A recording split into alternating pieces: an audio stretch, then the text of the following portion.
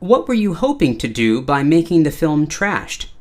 Well, I think the role of the film for me was to raise awareness on the topic and get it into the press so that people could start having a meaningful conversation about waste, which is not a particularly attractive subject, let's say.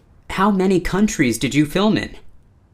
We ended up actually filming in 11 countries, but the stories that I've chosen are universal, and obviously I spoke to people in communities in more countries than we actually filmed in, but the stories are certainly not isolated. They're repeated around the world, sadly, wherever you kind of want to pick, actually.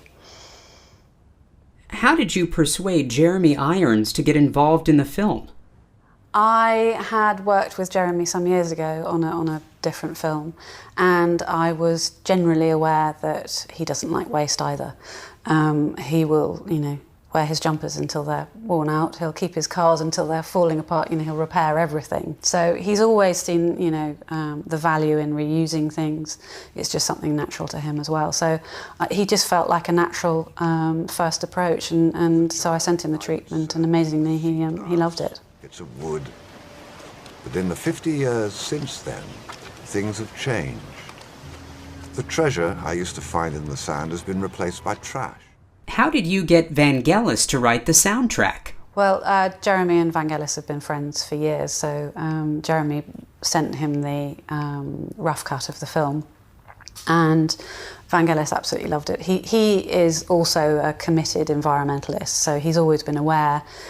He was aware because he'd worked with Cousteau, sort of various people, he was aware of issues for the seas and so on. But generally, again, he was very shocked by the film and really wanted to get involved, so.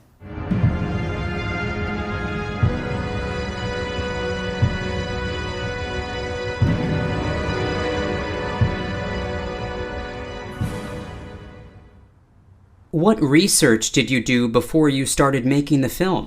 I spent about a year talking to communities, talking to experts, obviously reading an awful lot, and just ingesting it all, because obviously, again, it's such an enormous topic to take on.